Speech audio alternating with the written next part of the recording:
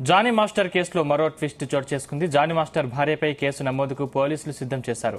బాధితురాలి ఇంటికి వెళ్లి ఆమెపై దాడి చేసేందుకు ప్రయత్నించారన్న కారణంపై జానీ మాస్టర్ భార్యపై కేసు నమోదు చేయడానికి పోలీసులు సిద్దమవుతున్నారు. జానీ మాస్టర్ పై ఇప్పటికే పోక్సో కేసు నమోదు చేసిన పోలీసులు ఆయనను గోవాలో అరెస్టు చేసి ఉప్పరపల్లి కోర్టులో నిన్న హాజరుపరిచారు. జానీ మాస్టర్ కు 14 రోజుల రిమాండ్ విధించారు. జానీ మాస్టర్ తో పాటు ఈ కేసులో మరో ఇద్దరిని నిందితులుగా చేర్చనున్నట్లు తెలుస్తోంది. జానీ మాస్టర్ ని 10 రోజుల పాటు కస్టడీకి ఇవ్వాలని పోలీసులు పిటిషన్ దాఖలు చేయనున్నట్లు సమాచారం. ఇప్పటికే లేడీ కొరియోగ్రాఫర్ ఇచ్చిన 40 పేజీల ఫిర్యాదుపై సమగ్ర దర్యాప్తు చేసేందుకు కస్టడీ కోరనున్నారు.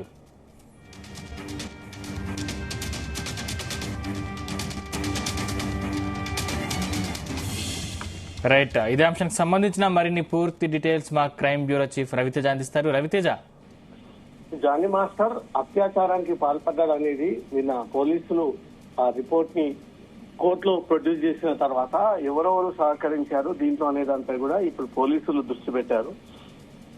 బాధితురాలు చాలా క్లియర్ గా తను ఇచ్చినటువంటి ఫిర్యాదులో ఈ పేర్లు కూడా మెన్షన్ చేయడం జరిగింది. తన భార్య సుమలత ఎట్ అయేషా, తన భార్య కూడా పలుసార్లు తనను వేధించసాగింది, తనపై దాడి చేసింది, మతం మారాలంటూ కూడా తనపైన ఒత్తిడి తీసుకొచ్చింది, జానీ మాస్టర్ కి సహకరించాలంటూ కూడా రకరకాలుగా నన్ను ఇబ్బందులకు గురి చేశారంటూ ఇద్దరు అసిస్టెంట్స్ తో పాటు జానీ మాస్టర్ భార్య పేరు కూడా కంప్లైంట్ లో మెన్షన్తో పోలీసులు ఇప్పుడు వాటిపైన దృష్టి పెట్టి ఈ ముంబై వెళ్ళినప్పుడు 2020లో అక్కడ ఎవరెవరు జానీ మాస్టర్ తో కలిసి వెళ్లి ఈ ఎపిసోడ్ కంతా కూడా సహకారం అందించారో వాళ్ళందరిపై కూడా కేసు నమోదు చేసేటువంటి ఆలోచనలో ఉన్నట్టుగా తెలుస్తోంది.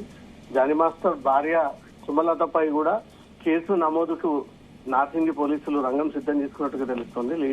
లేడీ కొరియోగ్రాఫర్ ఇంటికి వెళ్లి తనపై దాడికి పాల్పడ్డాడన్నట్టు కూడా ఇప్పటికే బాధితురాల ఫిర్యాదు అందజేసింది. ఇందులో తీవ్ర ఆరోపణలు ఎదుర్కొంటున్నటువంటి జానీ మాస్టర్ ఇటీవలే గోవాలో పోలీసులకు పట్టబడము, అక్కడి నుంచి కూడా నిన్న తీసుకొచ్చి కోర్టులో ప్రొడ్యూస్ చేయడంతో అతనికి 14 రోజులు జ్యుడిషియల్ రిమాండ్ విధించింది. అనంతరం ఈ రేప్ ఇష్యూలో ఎవరెవరు బాధితురాలపై ఒత్తిడి తీసుకొచ్చారు, ఎవరెవరు ఈ రేప్ ఇష్యూకి సహకరించారనే దానిపై కూడా పోలీసులు దృష్టి పెట్టడంతో తన భార్య పేరు వెలుగులోకి వచ్చింది. దాంతో పాటు ఇద్దరు అసిస్టెంట్స్ జానీ మాస్టర్ కి చెందినటువంటి కార్యాలయ సిబ్బంది కూడా దీంట్లో ఆ అమ్మాయి అఘాయిత్యానికి సంబంధించి సహకరించారనే ఒక అభియోగాల పైన మొత్తం మరో 3 జానీ మాస్టర్ రేప్ కేసులో వీరిని జాబితాలో చేర్చేటువంటి అవకాశాలు కనబడతా ఉన్నాయి. A2గా జానీ మాస్టర్ భార్యని, ఇంకా మిగతా A3, A4 గా వారి అసిస్టెంట్ ని చేర్చేటువంటి ఆలోచనలో ఉన్నట్టుగా తెలుస్తోంది.